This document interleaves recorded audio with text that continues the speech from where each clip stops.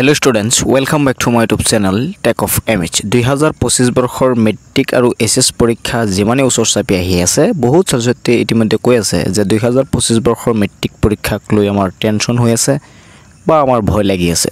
তো আজিৰ এই ভিডিঅ'ত মই তোমালোকক জনাম আসলতে তোমালোকৰ ভয় লগাৰ কাৰণ কি আৰু তোমালোকে এতিয়া কি কৰিলে তোমালোকে মেট্ৰিক আৰু এছএছ পৰীক্ষাত ভাল ৰিজাল্ট কৰিব পাৰিবা বা তোমালোকে টেনচনৰ পৰা दूर থাকিব পাৰিবা। গতিকে ভিডিওটো তোমালোকে সম্পূৰ্ণৰূপে চাবা, চেনেলটো সাবস্ক্ৰাইব কৰি ৰাখিবা, ভিডিওটো শেয়াৰ কৰি দিবা যাতে সকলোৱে চাব পাৰে। প্ৰথম কথাটো হ'ল যে তোমালোকৰ যদি কোনোবা ষ্টুডেণ্টৰ মেট্ৰিক আৰু এছএছ পৰীক্ষাক লৈ ভয় লাগি আছে তেনেহ'লে ইয়াৰ প্ৰধান কাৰণটো হ'ল তোমাৰ ষ্টাডিত কমি আছে। তুমি ষ্টাডি ভালকৈ কৰা নাই, সেইকাৰণে তোমাৰ চিন্তা হৈ আছে। তো এইটো দূৰ কৰিবলৈ হ'লে তোমাৰ ষ্টাডি বঢ়াব লাগিব। আৰু 2 নম্বৰ পইণ্টটো হ'ল তুমি চিন্তাৰ পৰা দূৰত থাকিবলৈ হ'লে এতিয়া তোমালোকক ব্যস্ত ৰাখিব লাগিব আৰু ব্যস্ত ৰাখিবলৈ হ'লে তোমালোকৰ এখন 24 ঘণ্টিয়া ৰুটিনৰ প্ৰয়োজন হৈছে। যেহেতু স্কুল বন্ধ হৈ গৈছে বৰ্তমান সময়ত 24 ঘণ্টা সময় তোমালোকে ঘৰতে থাকা, তেনেহ'লে তোমালোকে এতিয়া 24 ঘণ্টিয়া এটা ৰুটিন বনাই ল'ব লাগিব আৰু এই ৰুটিন মতে যদি তুমি চলি থাকা, নিজকে ব্যস্ত ৰাখা, তেনেহ'লে তুমি চিন্তাৰ পৰা দূৰত থাকিব পাৰিবা। আৰু 3 নম্বৰ পইণ্টটো হ'ল আৰু হেতু পইণ্ট মেট্ৰিকৰ ষ্টুডেণ্টৰ কাৰণে, যেহেতু তেওঁলোকে বোৰ্ডৰ এনেকুৱা ধৰণৰ পৰীক্ষা আগতে কেতিয়াও দিয়া নাই। এছএছৰ ছাত্ৰছাত্ৰীসকলে নিশ্চয় মেট্ৰিক পৰীক্ষা দিছে, কিন্তু মেট্ৰিকৰ ছাত্ৰছাত্ৰীসকলে যেহেতু সেৱা বোৰ্ডৰ কোনো পৰীক্ষা তেওঁলোকে দিয়া নাই, সেইকাৰণে তেওঁলোকৰ টেনচন হৈ আছে।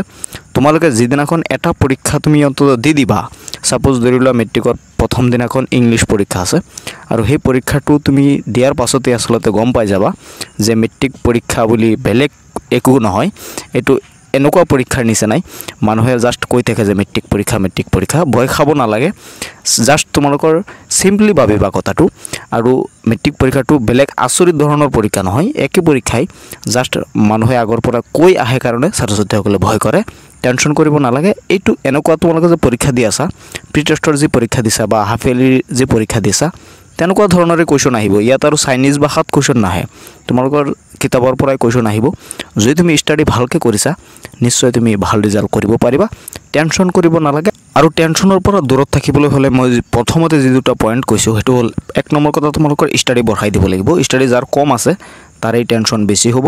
আৰু 2 নম্বৰ পইণ্টটো হ'ল 24 ঘণ্টা যিহেতু তোমালোকে এতিয়া ঘৰত থাকা, সেইকাৰণে 24 ঘণ্টা নিজকে ব্যস্ত ৰাখিবলৈ এটা ৰুটিন তোমালোকৰ বনাই ল'ব লাগিব আৰু তাৰ সেই ৰুটিন মতে তোমালোকৰ এতিয়া চলিব লাগিব। তেনেহ'লে তুমি চিন্তাৰ পৰা বাচি থাকিব পাৰিবা আৰু তোমাৰ ষ্টাডিও লাহে লাহে ডেভেলপ হৈ থাকিব আৰু ভাল ৰিজাল্ট তোমালোকে কৰিব পাৰিবা।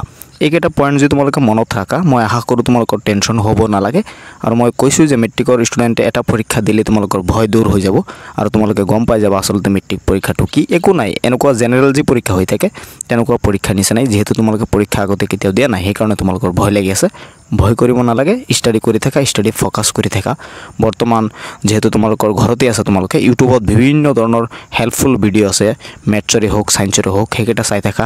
লগতে সেল্ফ ষ্টাডিও তোমালোকে কৰি থাকা, ৰিভাইজ কৰি থাকা, প্ৰি টেষ্টৰ কুৱেশ্যনৰ সলিউশ্যন কৰি থাকা, প্ৰিভিয়াছ ইয়াৰৰ কুৱেশ্যনৰ সলিউশ্যন কৰি থাকা। নিজকে ব্যস্ত ৰাখা, চাবা চিন্তাৰ পৰা তোমালোকে দূৰত থাকিব পাৰিবা।